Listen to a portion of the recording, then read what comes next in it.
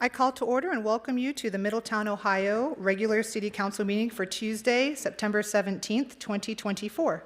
Please join me for a moment of meditation followed by the Pledge of Allegiance to the American flag. You will hear 3 taps of the gavel when it is time to stand. Please join me in a moment of meditation now.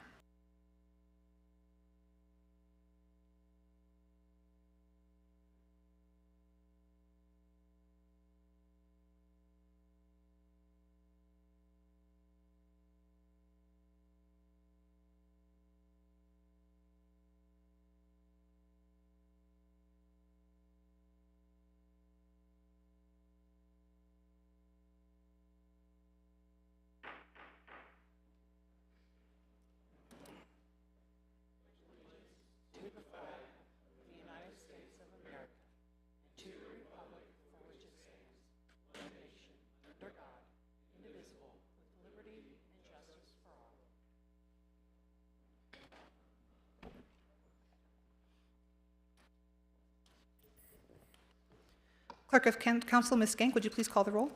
Mrs. Carter. Here. Mr. West. Here. Mr. Horn. Here. Mayor Slamka. Here. The first item on the agenda this evening is our Miami Middletown Rising Scholarship Fund presentation. I would like to invite, I believe, Mr. Nathan Cahill, our acting city manager, and Jennifer Clark from Miami University to the podium so we can begin the presentation.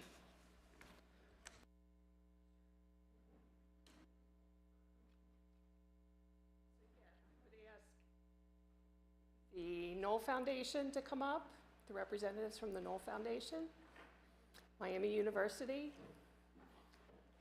Middletown Community Foundation, Middletown Promise. Come on down and stand behind here. Yeah. Deb Hauser, Middletown City Schools, and Stu, Rotary Club, Middletown Rotary Club. These are all the supporters of the Middletown Rising.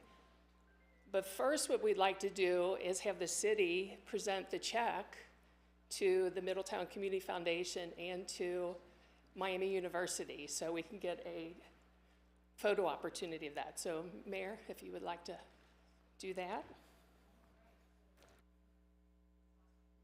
Try to hear. Okay. To present to Dr. Nathan And Andy, yeah.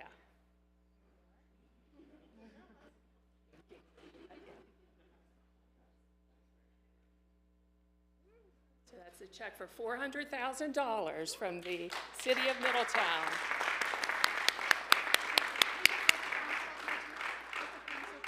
Jennifer Carter, Steve West, Yeah. Paul Horn. All right. Thanks.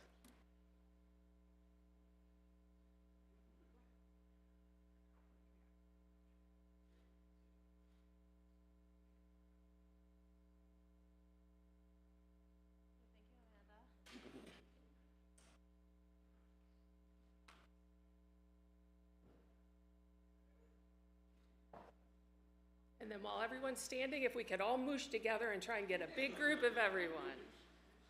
Moosh.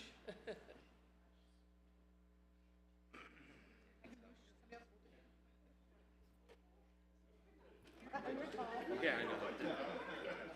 Have Dr. Nathan move out beside Mrs. Carter. She's gonna get lost. I'm not covering you.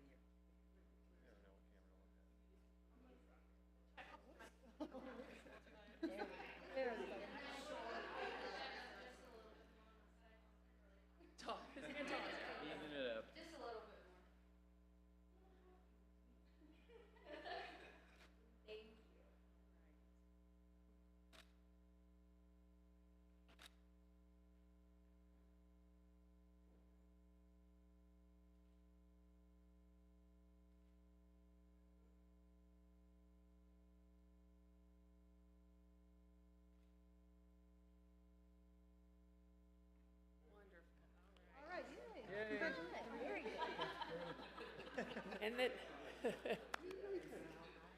And then, Mayor, we have a ceremonial proclamation. If you could read it, and then we're going to try and get everybody to sign it.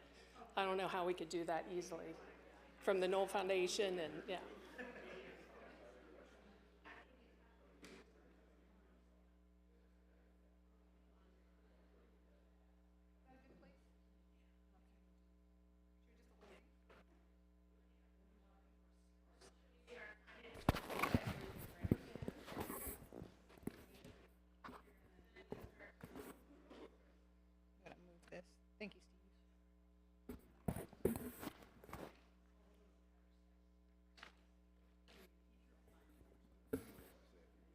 Oh, no, please. You want to do that right now? Or after the proclamation? Okay. So did you want me to start reading? Okay. So we will start reading the proclamation, Middletown Rising Fund Scholarship Proclamation. Whereas the City of Middletown, the Middletown Community Foundation, the Rotary Club of Middletown, the Miriam G. Knoll Foundation, and the Middletown Promise, Inc., joined together with Miami University's College of Liberal Arts and Applied Science in a unified agreement of support to establish the Middletown Rising Fund Scholarships. Be it known that the Middletown Rising Fund Scholarship has been created to support the college ambitions of students who are incoming first-time undergraduate students who have a primary permanent address in the City of Middletown, have graduated from a high school in the City of Middletown, having attended there for all 4 years at Middletown High School, Middletown Christian High School, Fenwick High School, Marshall High School from grades 9 through 12, have an incoming cumulative high school GPA of 2.5 or higher, or its equivalent, have submitted the FAFSA to Miami University Regionals by the required published deadline, are enrolled full-time the fall term following graduation, and are Pell eligible as determined by the completed FAFSA and fulfilling all verification and document requirements. Further, the scholarship may be renewed for 3 additional years, limited to 8 consecutive semesters of awards, for recipients who enroll full-time each semester, 12 credit hours or more, maintain an annual cumulative Miami University GPA of 2.0, maintain Pell eligibility, complete the FAFSA and all required documents and verification each year. This scholarship shall be awarded on a first-come, first-served basis until the maximum number of students is achieved. Let this agreement serve as a testament to our collective commitment to supporting the educational aspirations of the students of Middletown, Ohio, thus fostering a brighter future for our community and our children.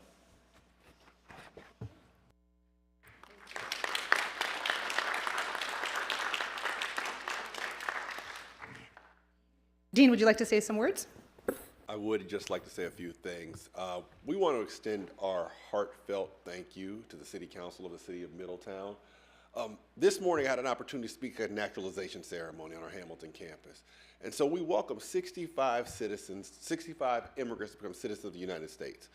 And when you talk to those individuals, they were excited because they were excited about the opportunity to engage in democracy, the opportunity of freedom, but most importantly, they were excited about the opportunities that you have here in this country.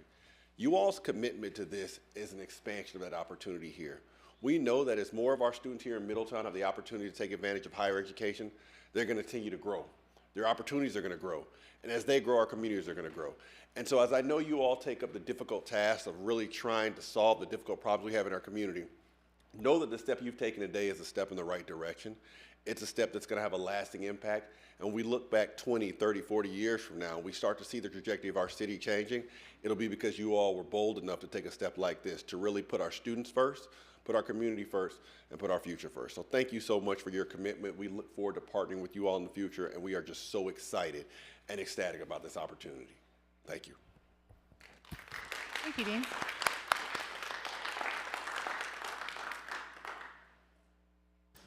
Right, yes, it'll take a few more minutes. It's a lot of signing to do. It's a nice check.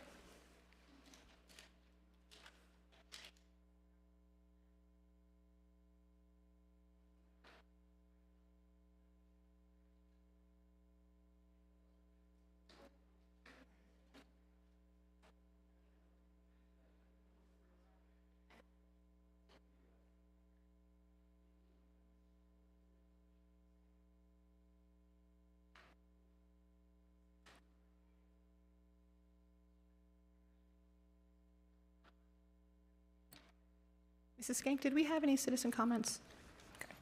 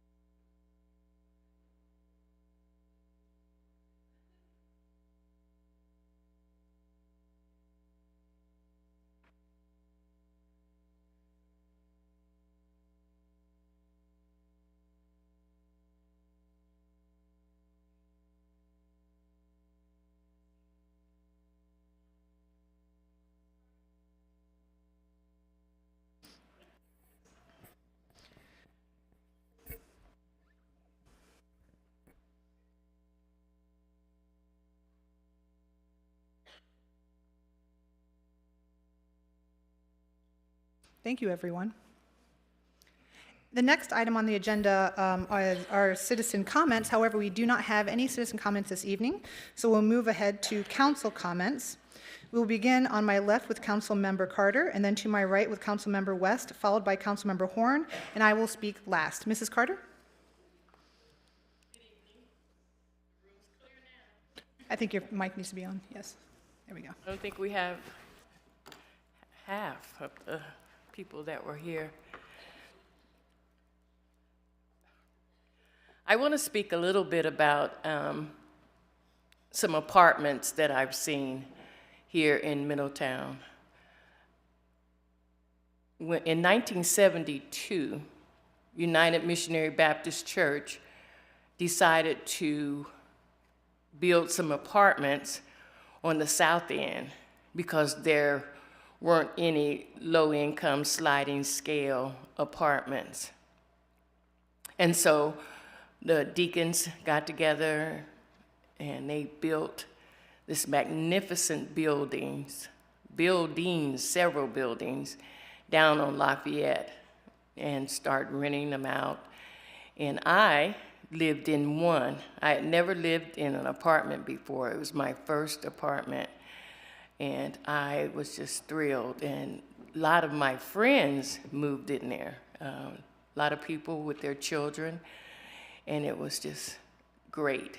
Laundry room was underneath the manager's apartment. She lived upstairs in the apartment. Well, I spoke to one of the women that work at the community center, and she asked me, when the last time you've been down in People's Place? It's now Trail Bridge. So I went down there. I cried as I rode through that lot. I cried because they had 8 dumpsters and the garbage was all around the dumpsters. Children were out there playing.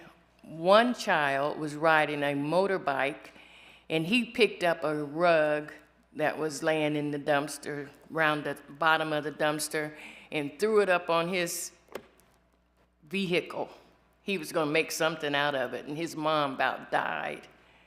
She was screaming, "Don't you pick up nothing. Don't touch nothing." So I said to myself, where is code enforcement? Where is HUD?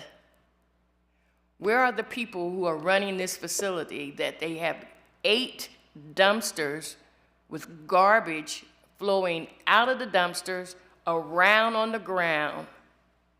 Where are these people? So I called the city manager, the acting city manager, and he said, we're going to take care of this. After I left there, I rode around and I looked at the housings. We have more vacant HUD housing than we do field HUD housing. Where's HUD? I thought I read something a while that we had a relationship with HUD. I'm baffled, and I don't understand it. I don't understand how garbage would pile up like that. And so I spoke to a couple of the people who were afraid to talk to me because they said that retaliation, they might get put out. Well, most of them down there, I think, some of them, I won't say most, some of them down there shouldn't be down there anyway. They're living in those apartments, and one person move out and they stay, and another person move in. It's just not regulated whatsoever down there. And I'm sure Reverend Holloman is flipping in his grave because that was something that he really wanted to set up for people on that end for low housing, with low housing, and it's immoral to have trash and children in the same area. The environment. And I was telling my husband, I said, the rodents over there on the river are saying, come on, follow me. I got a place for you guys to go. Let's go over there to Trail Bridge. I talked to the manager. She haven't been there in the last 4 days for some reason, I don't know. She said that she was gonna fix it, that she was going to talk to the people who own the building, and they were gonna send Republic down there, and they're gonna get the garbage out of there. It's still there. Take a ride down there, people. Newspaper people, go down there and look at that trash. It's awful. And it's awful that they have to live like that, especially with their children running around down there. Our city manager has put in a great effort to clean it up, but that's not our job. We don't own that building. That's their job. That's their property. And I hope to see something in the paper. Maybe that'll shame them, because it's ridiculous. Mayor? Thank you, Mrs. Carter. Mr. West? Thank you, Mayor. Thank you for bringing that up. Many of us saw pictures and drove through there, and the state of that property is just as Councilwoman Carter depicted it. It's pretty wild and bizarre to see, especially when we're at a time now where we have both regional and international reporters coming to Middletown due to the fact that J.D. Vance, has been nominated as a running candidate. And so just last week at DMI's event, the dog event they had downtown, I spoke with a reporter.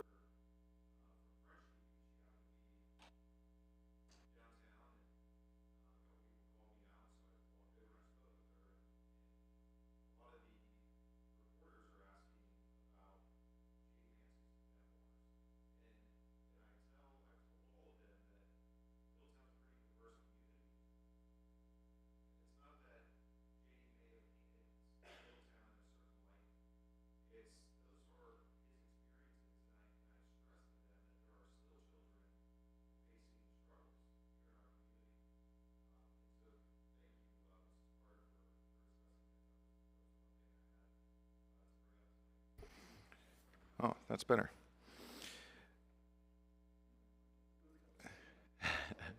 Sorry about that. Thank you. So another thing I wanted to bring up, recently we had the groundbreaking for Sunny Hill. I'd like to thank everybody involved with Sunny Hill and CBI. I'd like to thank the city manager's office and Ashley Combs for all their support during this project. It's something that we're excited to see come together.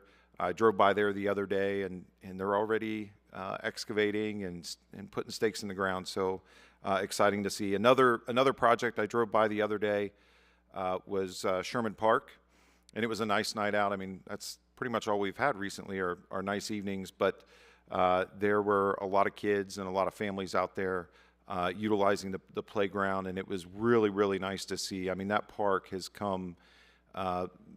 has made so much progress just in a short amount of time. So I'm excited to work with the park board and improve many of our parks here in the community.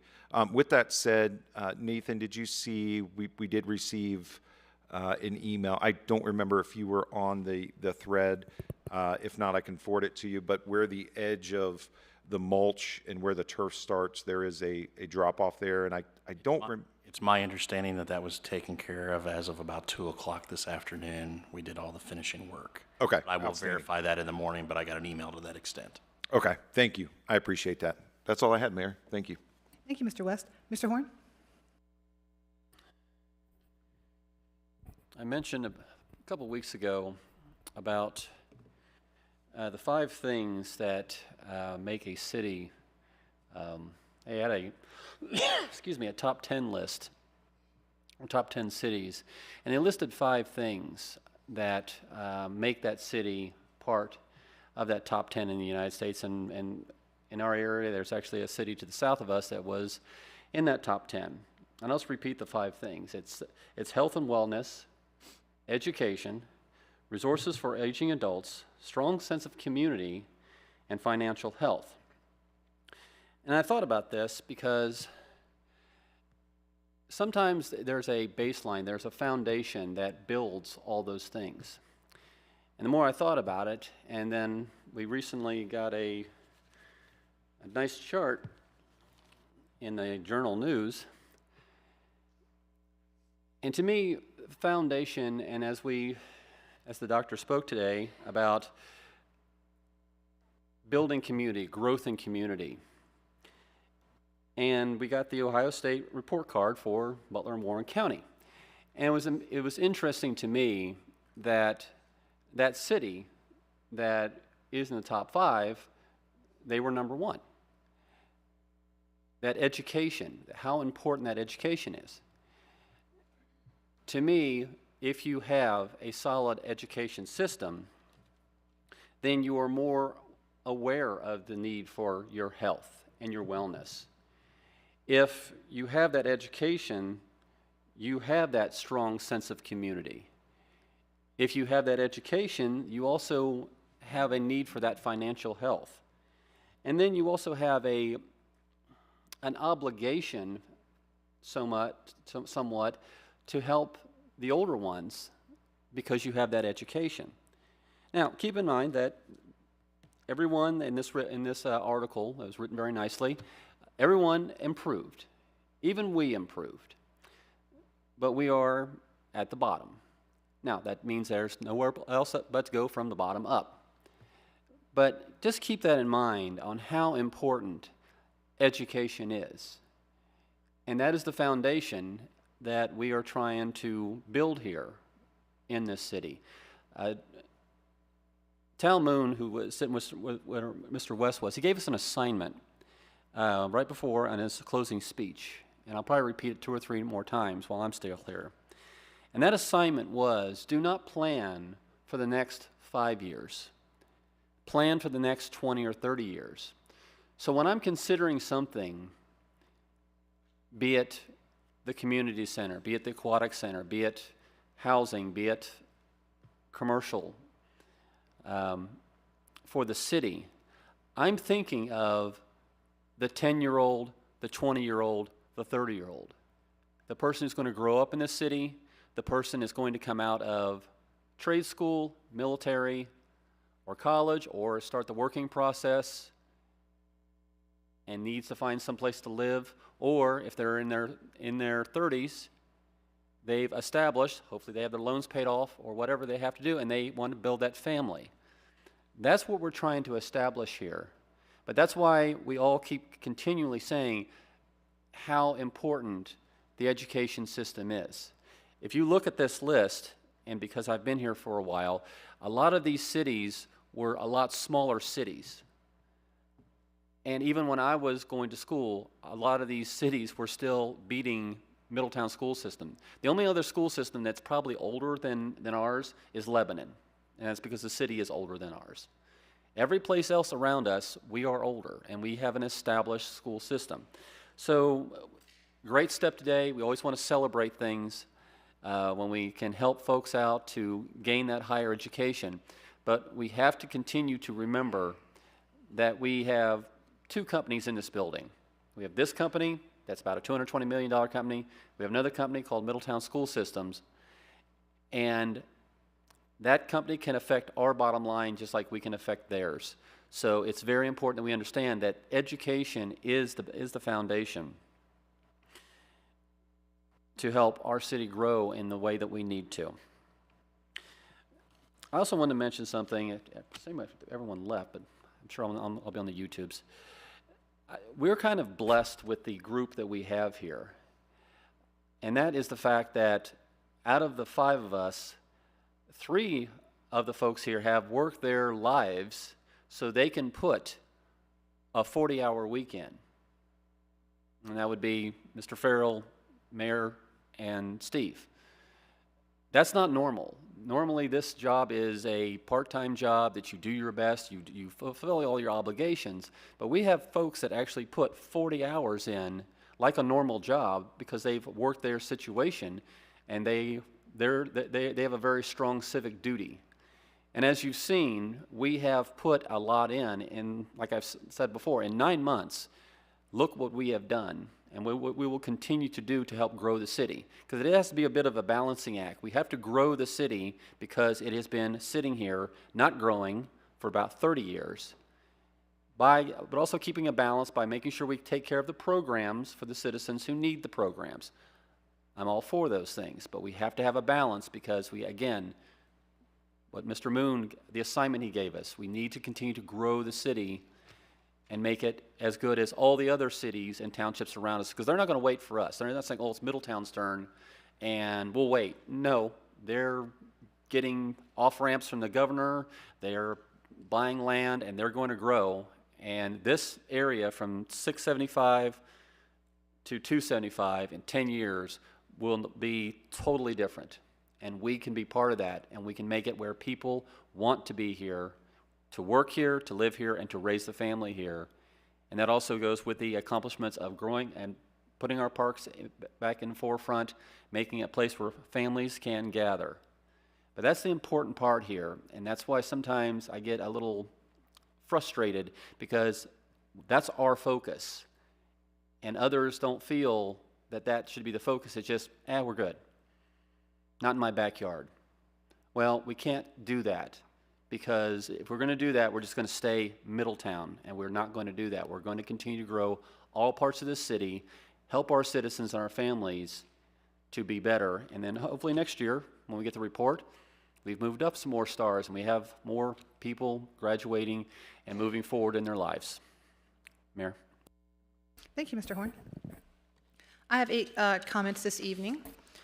First of all, Middletown held its first ever Comic-Con this past Saturday, September 14th at Miami University Middletown, with an incredible 4,000 attendees for the first year. The event was the inspiration of our community projects coordinator, Jerry Lewis, who told me that she is extremely moved that city leadership trusted her to do this project. She wants to thank the city staff, all the volunteers that made the event possible, and Middletown City Schools for partnering so beautifully with the city and welcoming them to 4 different elementary schools where they spoke about the event, offered free admission to children under 12, and $5 entrance for their parents. Attendees came from all over the tri-state area and as far as Texas, Iowa, Utah, and Idaho specifically for this event. Ms. Lewis capped the vendors to 100, and 75 were on the waiting list. Every single vendor and attendee I spoke with was impressed with the professionalism and friendliness of those involved and were eager to join again next year. I think this is exactly the kind of event we want for Middletown. Good, wholesome, joyful fun, and people having a great time, both from our wonderful city and visiting from all over. The attendees I spoke with told me they loved the uniqueness of Middletown, the convenient location of the city, how beautiful our city is, and the lovely architecture here. They said they will be back. Middletown's monthly Walk with the Doc is this Saturday, September 21st, beginning promptly at 9 a.m. It's a great way to learn about health, engage in conversation, get some fresh air and exercise, and make friends. The location is Rosa Park School, located at 1210 Verity Parkway. We hope you can join. The clean sweep of the Great Miami River watershed also takes place this Saturday, September 21st. Starting at 9 a.m. and ending at noon, Middletown has 3 locations. There is an opportunity to come together with your families, your neighbors, your community, and your friends to accomplish something vital and worthy on behalf of our Great Miami River. For more information, please visit www.greatmiamirivercleanup.org. Go to an early dinner and then enjoy 2 movies with classic movie double feature this Saturday, September 21st at the beautiful and historic Sorg Opera House in downtown. Beginning at 6 p.m. for only $8, you can watch silver screen icons Cary Grant, Katharine Hepburn, and Jimmy Stewart in The Philadelphia Story, followed by House on Haunted Hill, beginning at 8 p.m. starring Vincent Price. For more information, please visit www.sorgoperahouse.org. The Grandparents Raising Grandchildren Resource Fair is next Saturday, September 28th at First Baptist Church, located at 4500 Riverview Avenue. Lunch and childcare will be provided, and there will be $20 gift card prizes for the first 8 families who arrive. There will also be a drawing for all families who attend for a brand new car seat. For more information, please email secretary@fbcmiddletown.org or call 513-423-5721. Middletown's second annual Hispanic Heritage Festival is also taking place Saturday, September 28th from noon to 5 p.m. in downtown Middletown's Governor's Square. There will be vendors, food trucks, music, dancing, and more. This is a great event, so please be certain to visit. For more information, please email loom.middletown2023@gmail.com, and loom is spelled L as in Larry, U, M as in Mary. As a reminder, the City of Middletown accepts applications for our boards and commissions throughout the year, so if there is something that you have an interest in and you wish to give back to your city in this way, please do submit your application. Lastly, and as always, there are many ways to get involved with your community and give back. Join a board or committee, run for office, apply for a job with the city, volunteer at the hospital, pick up trash in your neighborhood or park, plant a garden in your yard, smile at a neighbor, find joy and satisfaction for a job well done in whatever work you do, or just have a positive and giving attitude. Find something that you can do regularly and give back.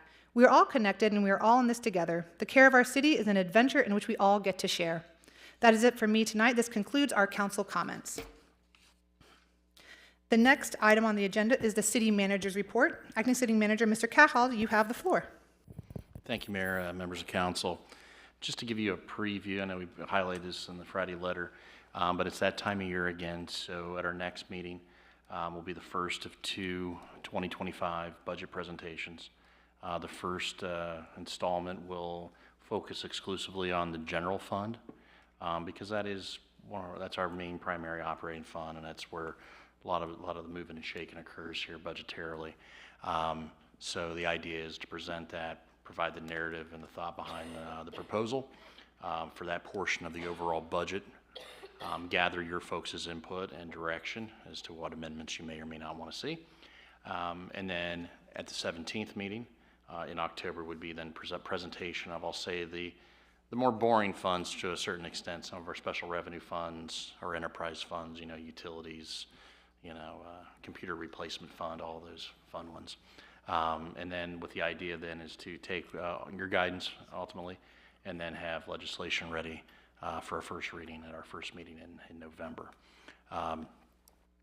Parallel to that, probably on the 17th, we'll also be presenting just the annual update to our pay and benefit ordinance for all of our non-union employees.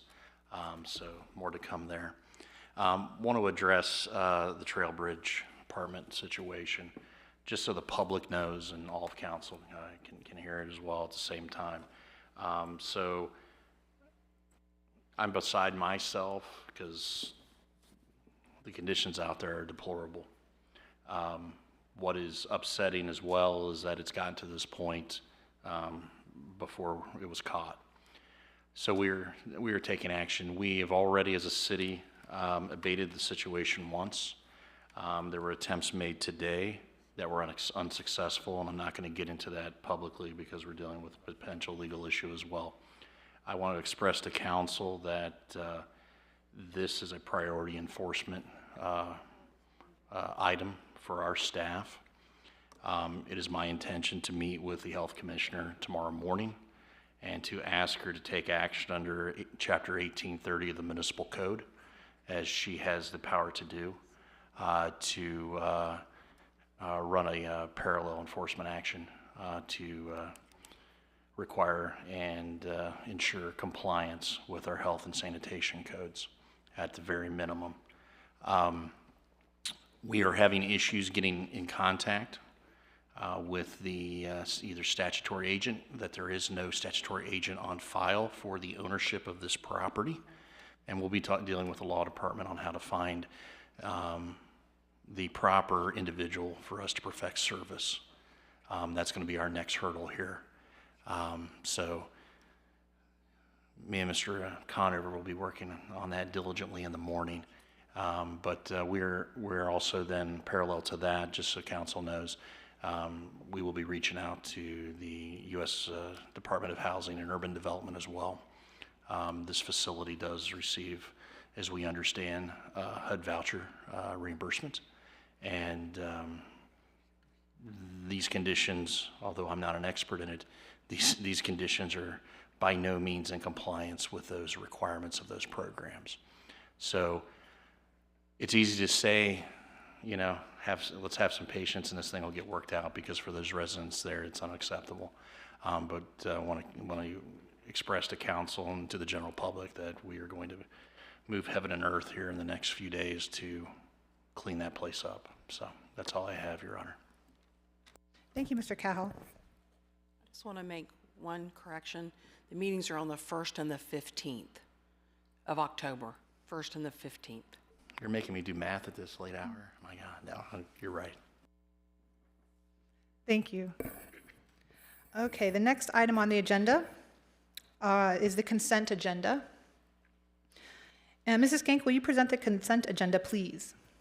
For your consideration this evening, we have to receive and file the Board of Health minutes from August the 6th, 2024, to confirm the conditional appointment of Trent Oldham and David Chambeau to the position of Patrol Officer in the Department of Public Safety, Division of Police, to confirm the appointment of Celine Shank to the position of Firefighter Paramedic in the Department of Public Safety, Division of Fire, to accept the resignation of Brian Duba from the Planning Commission, to receive and file oaths of office for Garrett Downing, Jamie Felice, Michaela Perkins, Luis Rodriguez, and Angela Smith.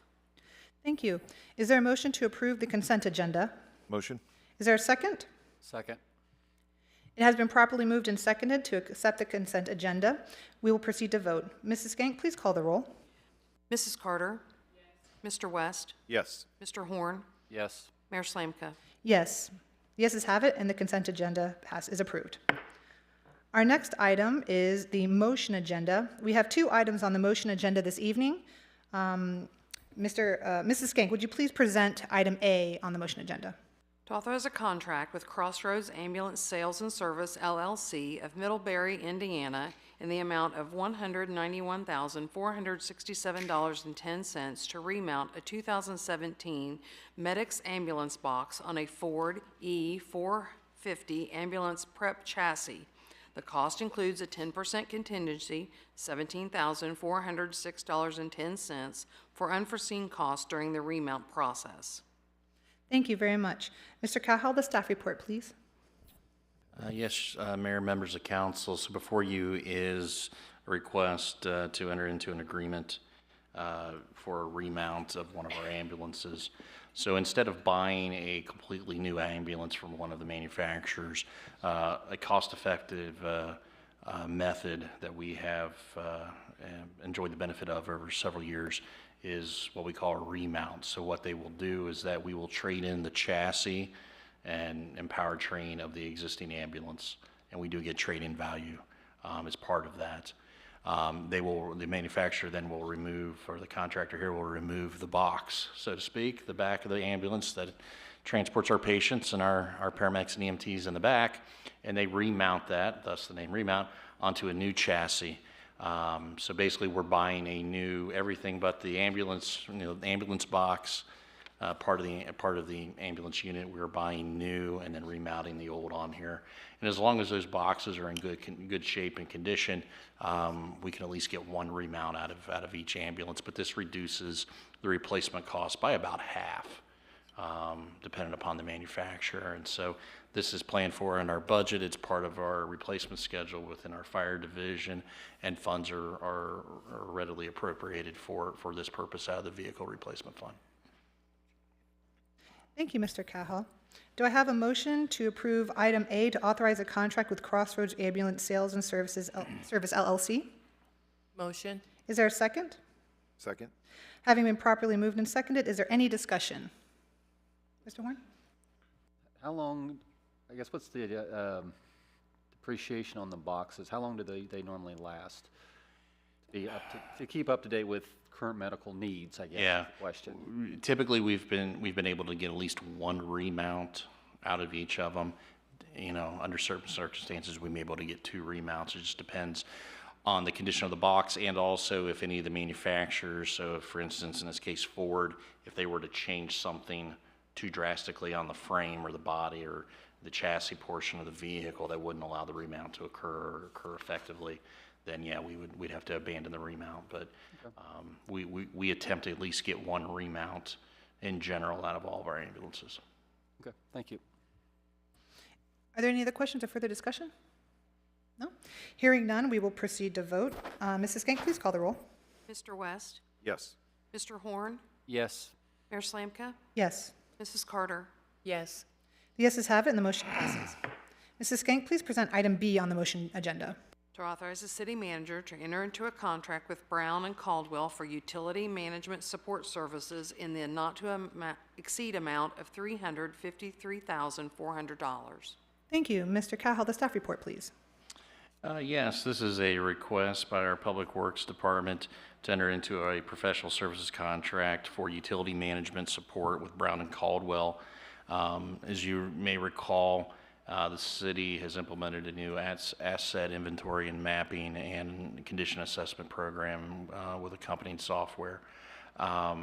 Due to some staffing reductions and the like, the Public Works Directors has identified it best to outsource some of this work to this third-party vendor that will take the field data that our employees are inputting into the database and into the software package, and then providing to our department staff then their recommendations on condition and replacement schedule of our sanitary sewer and storm sewer systems, which is a requirement for us to continue to comply with our federal EPA consent decree. Thank you very much. Do I have a motion to approve item B to authorize the acting city manager to enter into a contract with Brown and Caldwell? Motion. Thank you. Is there a second? Second? It has been properly moved and seconded. Is there any discussion? Hearing none, we will proceed to vote. Mrs. Skank, please call the roll. Mr. Horn? Yes. Mayor Slanka? Yes. Mrs. Carter? Yes. Mr. West? Yes. The yeses have it, and the motion passes. This concludes the motion agenda. The next item on our agenda is legislation. We have, I believe, 12 items of legislation this evening. Our Assistant Law Director, Mr. Conover, the legislation, please. Thank you, Madam Mayor. Just one reminder, with 4 of you here tonight, any emergency measure would need the vote of all 4 of you to actually be in effect as an emergency measure.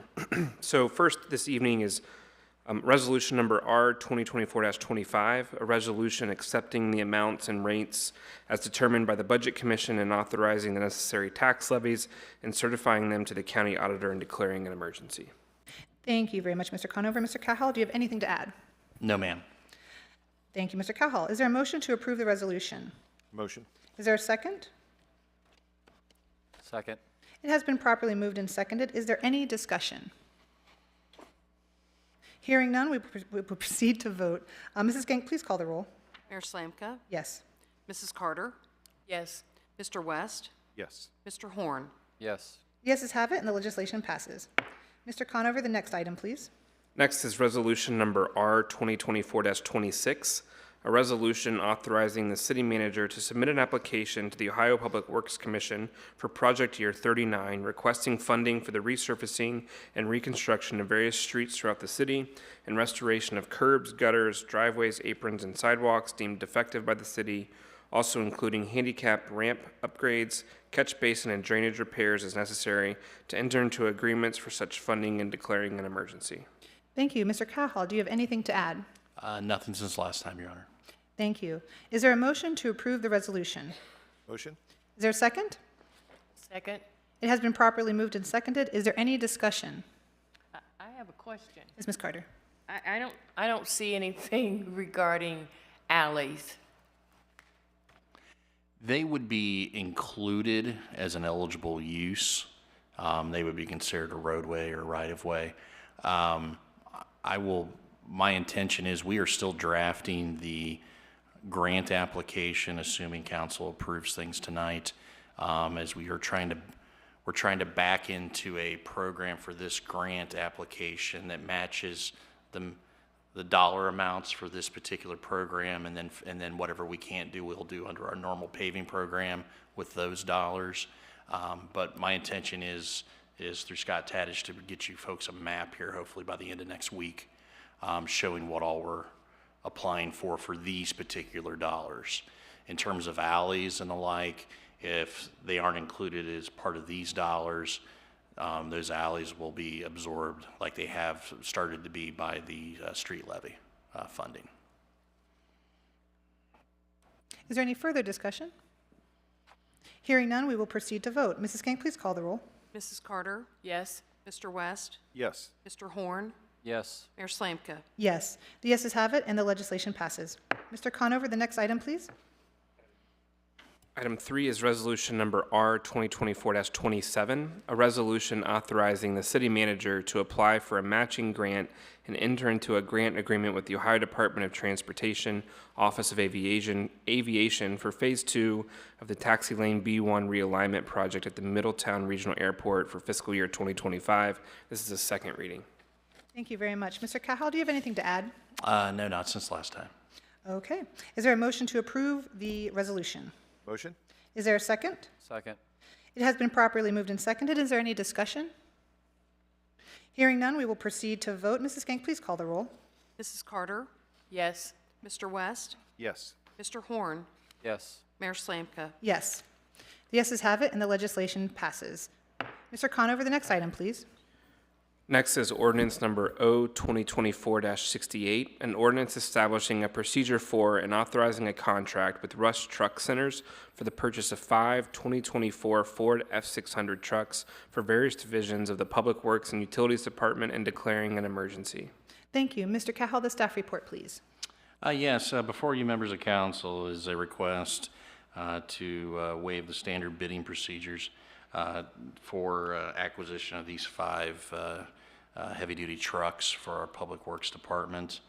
We did receive quotes, as you saw in the accompanying staff report. We got actually 2 very close competitive quotes for pricing from 2 area dealers, but we feel that these prices are competitive.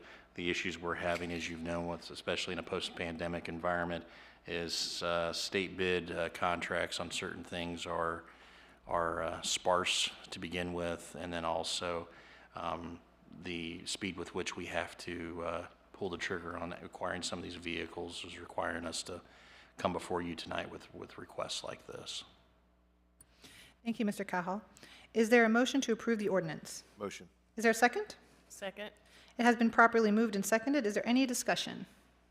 I just had one thing. I noticed we have both Rush Truck Centers and Cronin Ford North, and they're nearly identical on their bid. Cronin Ford was a few dollars above.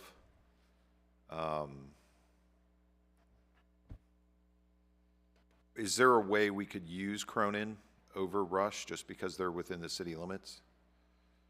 Is that something you've given thought to? I mean, I would defer to the law director on that one. I don't know why we couldn't. I don't know that our agreement necessarily is with them at the moment. But I think there's some speed that we were hoping to move with this for. But, if council would like to reconsider this, certainly could. I don't know that the location necessarily matters, is my point. No, I mean, if you feel like, whatever's the most efficient route, I just try to use Middletown a bit more. Yeah, I mean, what you see in the staff report, Rush is currently holding these vehicles on their lot for us, pending a decision. I don't know for sure if Cronin has in stock everything that was quoted. Yep, understood. Yep. Move out where they are in stock, yeah. Good question. Any other questions or comments? So is this like coming from my world, is this like a public bid? So lowest bid gets it, and then you just quantify that they have everything, and then second place gets an interview also? Yeah. Okay. Yeah. That's, Yeah. so it's kind of hard to say preferred Middletown when it's a public bid. Well, I didn't know if they were both dealers had them in stock. Right. And it's what, $75 in difference? And just call Cronin and go, hey, here's what we have. But I totally get it, yeah. Yeah, I lost a bid one time on Miami University for about that amount or an alternate. They were just here. Yeah, it's You like, had your opportunity. I know, this was a long time ago. Yeah. Galaxy far, far away. Anyways, point taken. Thank you. Is there any other discussion? Okay, seeing none, we will proceed to vote. Mrs. Gank, please call the roll. Mr. West, Yes. Mr. Horn, Yes. Mayor Slanka, Yes. Mrs. Carter, Yes. Yeses have it, and the legislation passes. Mr. Conover, the next item, please. Item 5 tonight is ordinance number O 2024-69, an ordinance approving an amendment to the final development plan for 4778 Roosevelt Boulevard and declaring an emergency. Thank you. Mr. Cahal, the staff report, please.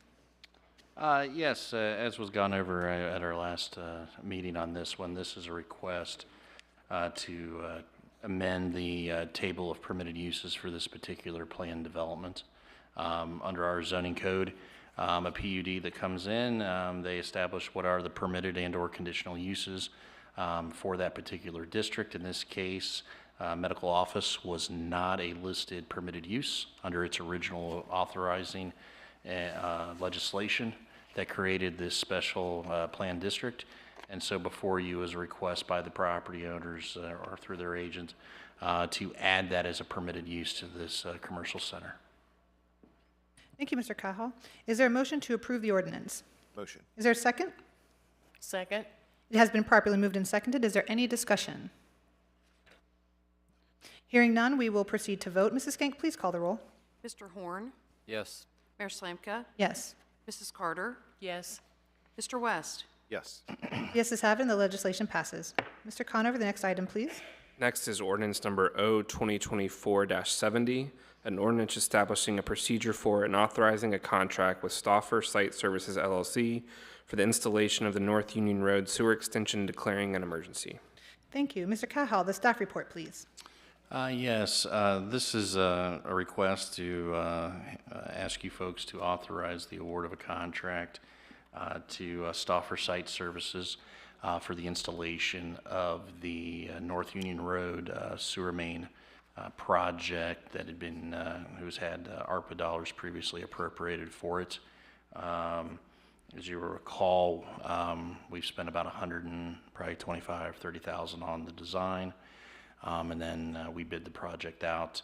This project's been a little late getting out only because we had to revise our calendar around the Indiana bat sequester season so that we don't disturb their habitat during certain times of the year per federal regulations.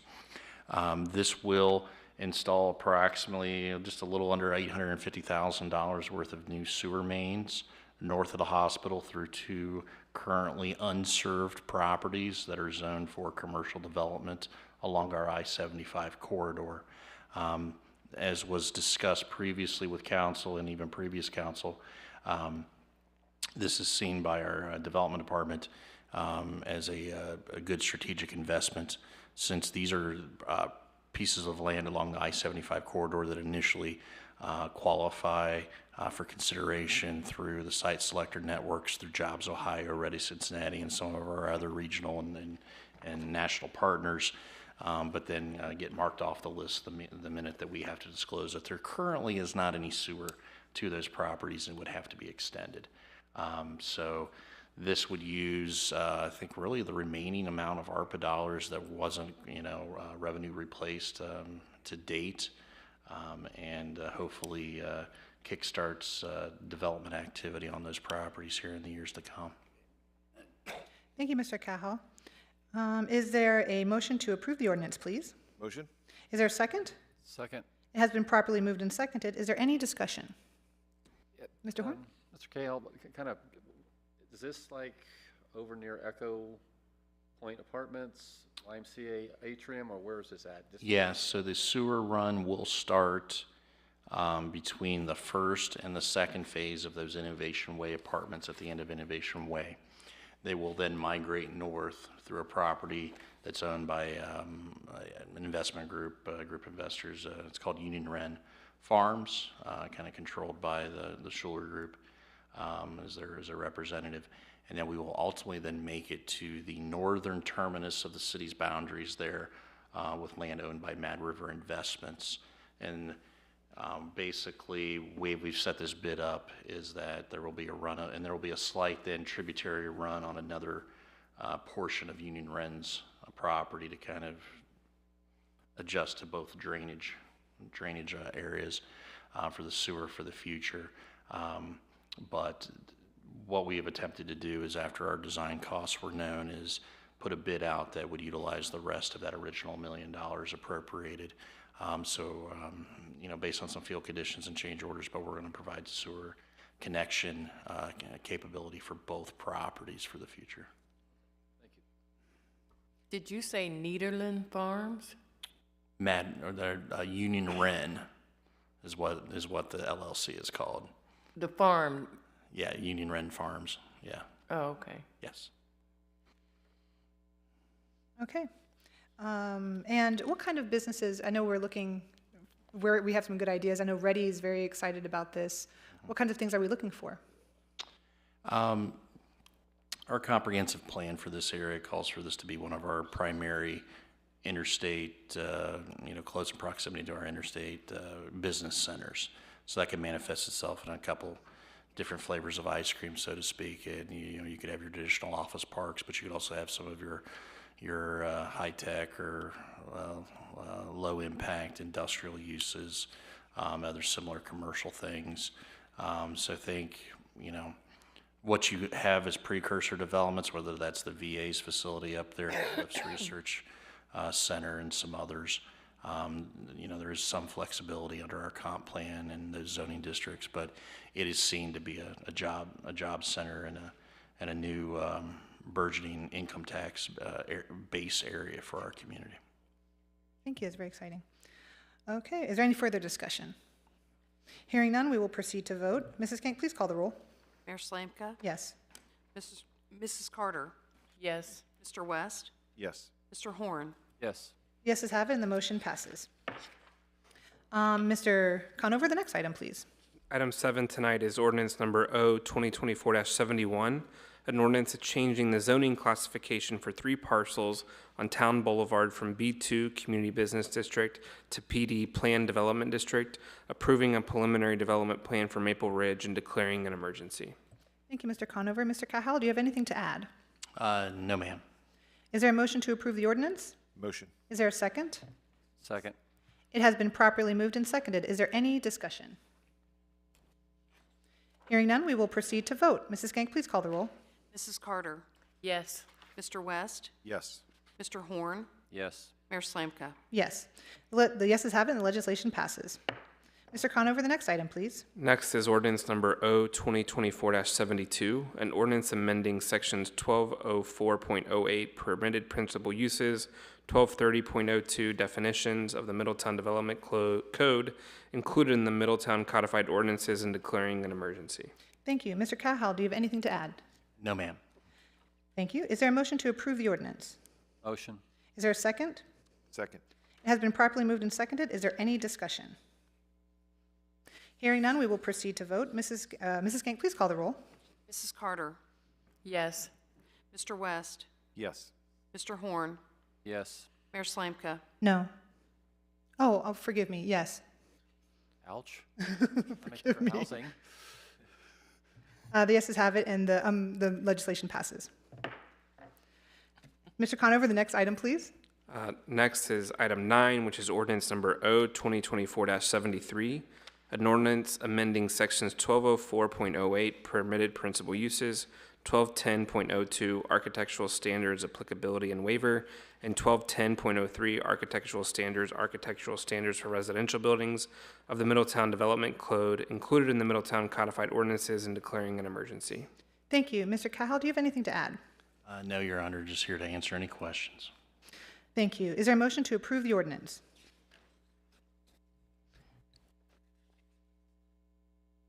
Motion. Is there a second? Is there a second to approve? No? Okay, then the motion falls on the floor. Okay, so we will continue.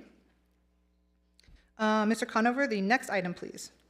Item 10 tonight is resolution number R 2024-28, a resolution repealing resolution number R 2023-36, imposing a one-year moratorium on residential development and the acceptance or issuance of any permit or other approval thereof within certain BC business center zoning subdistricts within the city of Middletown, Ohio, and declaring an emergency. No action requested until October 1, 2024. Thank you. Mr. Cahal, the staff report, please. Yes, Your Honor, this legislation would repeal Resolution 2023-36 that was passed last year that put a one-year moratorium on residential development and the acceptance or issuance of permits related thereto within our business center, our BC zoning districts east of the interstate. This was recommended based on a identified break in what our comprehensive plan was suggesting for that area, but what our zoning code would allow by right. And so this would then, assuming that the previous ordinance, the portion of the previous ordinance that was before you that was perhaps changing that table of permitted uses in the BC district were to be approved, this would then remove that moratorium. Based on, obviously there's no action requested until the October 1st meeting, but dependent upon how and if ordinance 2024-73 does come back or in one shape or form, this is something that we'll have to talk about some more as to the prudence of lifting the moratorium. Thank you. And again, as this is a second reading emergency, there is no action required on this legislative item tonight. However, is there any discussion at this time? Seeing none, we will continue. Oh, I'm sorry. I'm sorry. Mrs. Carter. Help me to understand. Yes, ma'am. So in our business center districts, for that area of town, the comprehensive plan says that the vision of the city, the vision of city council at the time that adopted the plan, was that area be a job center, and that residential development as a mixture of uses was seen as a viable option and something that could be a benefit, but the residential development would be secondary, supportive, and supplemental to the primary utilization of those lands as commercial development. So that's the goal, that's the aspiration of the city in terms of what in the future we would like to see in those districts. Reading the zoning code as it is currently drafted, you could take that entire 500-600 acres north of the hospital and come in by right and just file for permits, all apartments or all houses or all duplexes, with pretty much, unless you needed a variance or there was some other abnormality, not much in the way of any public hearings, no planning commission meeting, no city council. It's just, hey, I'm coming in here, I want to subdivide, and here's 300 acres of apartments or houses or whatever, which defeats the purpose of what that area of town is envisioned to be in the future. And so a part of the previous legislation, because there were basically four tranches of code amendments embedded in the same ordinance, the fourth one dealt with the permitted use table for those districts, which would take those out as a permitted by right, and would say, look, if you want residential, you want a mixture of uses, that's fantastic. The city may very well be very supportive of that, but you should come in as a planned development, no different than if, we had 100 acres out there zoned as R2 residential and someone comes in and just starts applying for building permits for houses.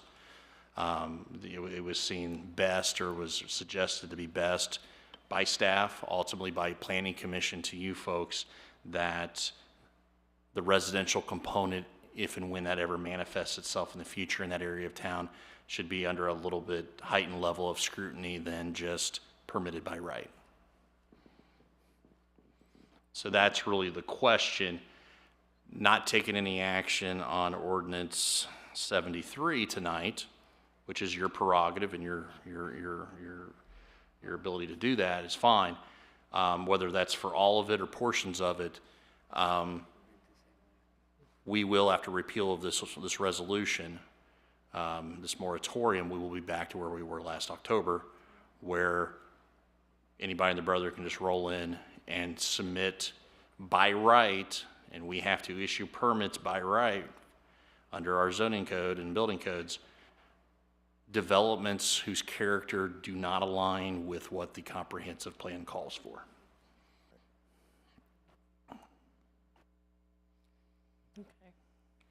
Are there any other questions or comments at this time? No. Okay, then we will continue. Mr. Conover, the next item, please. Item 11 tonight is ordinance number O-2024-74, an ordinance establishing a procedure for and authorizing the purchase of various EMS equipment for the Division of Fire from Stryker, authorizing an annual maintenance agreement for the new equipment, and declaring an emergency. No action requested until October 1, 2024. Thank you, Mr. Conover. Mr. Cahal, the staff report, please. Yes, Your Honor. So our fire division has very expensive toys. And it's not only fire engines and ladder trucks and ambulances that we replace on a regular planned replacement schedule, but we also have a lot of EMS-related equipment, heart monitors, lift assist gurneys, Lucas devices, the list goes on and on. Those replacement schedules are even more stringent because for some of this hardware, for liability purposes, we have to ensure that they are replaced before they, quote unquote, expire or go past their useful lifespan by their manufacturer, whether they work perfectly fine or not. So over the next 8 years, as you've seen in the staff report, as we do just for vehicles, we also plan out capital replacement costs for other types of equipment and hardware. And our Division of Fire, we were looking at about a $2.1 to $2.2 million price tag over the next 8 years. We are witnessing equipment costs that have, quite frankly, doubled in the last 3 years. And our fire chief, assistant fire chief, our EMS captain run into the office giddy if they hear that maybe prices are only going to go up 15, 20% next year on some of this stuff. So that's the environment we're in. This contract with Stryker would be one in which in January, upon its execution, Stryker would replace all of this list of equipment with brand new equipment, day one. And what's also not in this replacement cost, if we were to buy it a la carte on our own over the next 8 years, is Stryker's contract price also includes maintenance and support. So when one of these heart monitors goes down, they have to be replaced or fixed very quickly by certified technicians, and everything has to be recertified. This would be also part of the contract price. So they would be providing us this type of equipment, replacing anything that breaks over the lifespan of the contract, and providing that service. This, to a certain extent, you're like, well, maybe we'll find a deal. Maybe inflation won't be as bad. You know, we try to be conservative with these numbers. Maybe it's not as bad as that. And I would say this, that is looking at this contract as a council member, I would look at this contract as much of, is that cost savings in today's dollars real? Is it that much or not? As much as it's avoidance of cost escalation, because this contract would lock in prices today. It is Stryker that's taking the calculated risk under the contract for inflation over an 8-year period on this equipment.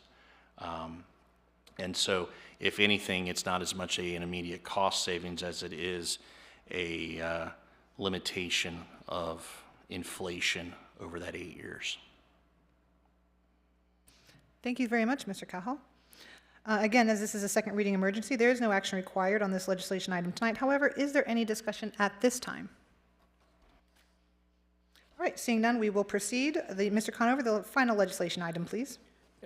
That's ordinance number O 2024-75, an ordinance establishing a procedure for and authorizing an extension of the current contract with Polecat Incorporated to remove Lime Lagoon sludge. This is the first reading. Thank you. Mr. Cahal, the staff report, please. I have to say this company has one of my more favorite business names in Polecat. It's just fun to say.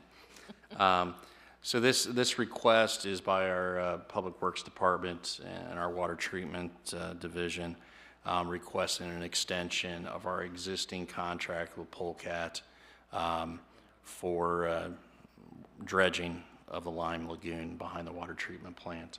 Although it may not look like it on certain days, a considerable amount of progress has been made, hopefully in conjunction with the rebid that we are doing on the filtered backwash storage tank project. We're going to start seeing more noticeable progress there. This contract we entered into in 2023 with Polecat. They have agreed and are willing to continue to perform the work at the contracted price. Our Public Works Department is happy with the progress they're making and their level of service, and is requesting authorization to extend that contract. Thank you, Mr. Cahal. As this is a first reading, there is no action required on this legislative item tonight. However, is there any discussion at this time? Mr. Horn. So once we get the pump system to a reasonable price instead of the 175% over Yes, the that was engineer's estimation. That was icky. Yes. So once that system is online, does that mean that the sludge will not be going into that pit at all, or what? No, so it will reduce the number of times that we backwash and eject that backwash material and liquid into the lagoon. It allows us to kind of recycle and reuse for backwashing purposes the same volume of water and material more than once. Right now, we are just backwashing once and ejecting all of that into the lagoon. That will not eliminate us adding lime-filled liquid or water to the lagoon, but it will reduce mostly the liquid portion of things. And it will also reduce, obviously, the lime solids, because we're not doing it, we're refiltering it, and it'll come out in a little more concentrated flow as well, so it'll be a little more manageable. Because obviously the concern is that we've lost the bike path. Yes. It's creeping toward the business that's over there, and it's Yes. also creeping toward the airport. Yes. Which we're trying to develop also. So, good news. We just continue to try to hopefully get it to where Yeah. in my opinion, we're still taking one step forward, 3 steps back. But with the pump, once we get that online, it'll hopefully get cleaned up where it's just maintained. If we can just maintain it. Yeah, I think that's our goal, is to get to some state of stasis, and by also readjusting and realigning the boundaries of the current lagoon further away from the airport runway and some other things. But we just got to get the volume down out of that pond first, and then we can then work towards reducing the area of its boundaries. And the concern is, because I'm on the airport board, is when we eventually ask the FAA to resurface our runway, we don't need them to say, oh, well, this is creeping even closer, cut our runway by 50, 100 feet. Because Yeah. that's kind of one unique thing that we have with our airport. We have a nice long runway, so we can actually have bigger planes land to take kids to play at Miami University or come in and visit the city. So we do not want to lose our runway, but if that line keeps creeping toward it, the FAA, which owns the air above our airport, and also gives the funds for that runway, which is a blessing, because that is a long runway to have to maintain. So just that's the food for thought on that one. How much dry tonnage are we adding annually, do you know? I know the previous or current contract was, they'd remove 50,000 tons annually. Let me get you that number in the morning. I don't want to tell you wrong. Yeah. Obviously, the 50,000 dry tons is more than what we're doing in a year. Yeah. But I don't know what the differential is per se. I was just wondering how far to the right we were under current operations anyway, Yeah. so. Yeah. All right, is there any other conversation for that legislation item tonight? I want to thank Paul for explaining to me why we even need to do this. You're welcome. Thank you. Excellent. Thank you. Okay, so this concludes our legislation for the evening. The next item on the agenda is unfinished business. Do any council members have anything they would like to bring up under unfinished business? Hearing nothing? Okay. Then the next item we have on the agenda is new business. Do any council members have any new business this evening? No. The one item that we do need to talk about this evening, is with sadness that we announced the resignation of council member Zach Farrell. He sent out an email to us this afternoon, beautiful email citing that he, I would love to read it, it's so beautiful, but that it's effective immediately, and that's why he's not here this evening. So Mrs. Skank did check to see that we do have 30 days, just 30 days, to find his replacement. So I wanted to bring this up this evening. Mr. West and I were able to speak outside the chambers right before he came in to try to use this time to the best that we can. So I thought if we could have a discussion this evening about how everybody would like to proceed. So with it being within 30 days, plus we have interviews, I would suggest, and Nathan, Ashley, whatever you feel is the best timeline, I would say we have a window. Let's say if it started Thursday morning and it ran for a week, right, where people can submit applications. Whatever that deadline, wherever that deadline is, then we kind of immediately jump on interviewing the candidates so we can come up with a consensus. I agree. I'd like the idea of putting out a request for applications. Does anybody else have a different idea or like to concur? Mr. Horn? Well, since I was a part of the last process, I think what they did, and Amy, you can correct me on this, is that they got all the applications in, and then I think they did seemed like it was a full day of interviews. So it's not, we're not spreading it out. So it's going to be, so all of us are going to have to block out a day. Matters how many people apply. If it's a lot, then it might have to be 2 days. But I do recall that there was a full day, and Amy can respond to that, that when we did this, when I interviewed for this position to replace Chief Muterspaw.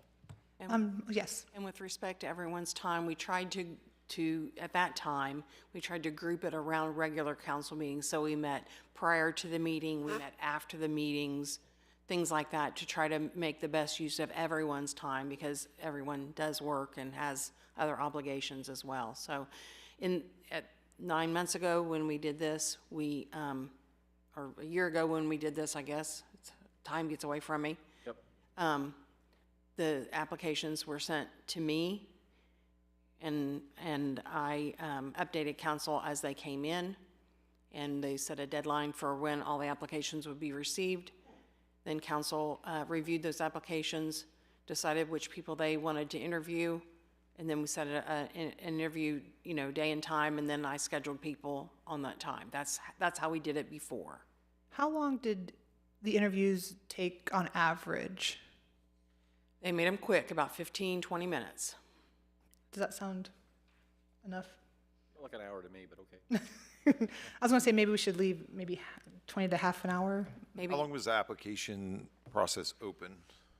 I would say I'd have to go back and look. I didn't have a chance between when I got Mr. Farrell's email and the meeting time to look. Yeah. It seemed like it was about a week. So would you feel it's appropriate if you just did next business week, Monday morning through close of business Friday, applications can be submitted, then by COB Friday we know, okay, here's the candidate pool, and then we can. Does that give staff enough time? Oh, yeah, that was what I was suggesting. If you folks are wanting kind of a application process, would be to try to get something out maybe by the end of the day tomorrow. Okay. Have the deadline be, if you're comfortable with it, it could be actually on the 26th. That's next Thursday. So give people just a little over a week. that would give the clerk of council the opportunity to maybe give you an omnibus list of, in the kind of, in the packet, or not in the packet for the meeting, but you could have that ahead of the first, and then maybe even gives you a day to maybe, potentially, if that's your direction, is to ask Amy to maybe, or staff, or whoever you want to, maybe even if you're wanting to meet earlier on the first ahead of the council meeting, if that's something that works for you, that gives you that option. If it doesn't work for you folks, it's your prerogative. You'll pick another fine date and time, but. Yeah, I was thinking about that actually, because I know it might be possible I know that meeting sounds like it might be a long one, and people do work, so I don't know how far advance we'd be able to come in. It just depends on how much folks want With the budget presentation, I meant. to play with the general fund budget, but, the presentation for the general fund, at least, before we get to questions and comments and thoughts, I mean, it's going to be about a 20-minute presentation. It's very straightforward. And it's very easy because staff has tried to align that proposal with the guardrails and the direction you folks provided at the retreat earlier this year, which has been very helpful. So shouldn't be any surprises. We hope to just bother you with first world problems in the general fund budget. And I've asked staff, and we're looking at things. I mean, we're really just looking at a couple items that'll be coming back at the next meeting. And I know of maybe 2 other minor pieces of legislation. So your legislative docket's going to be pretty sparse by design. Does that sound like a good idea? How early can people arrive that day?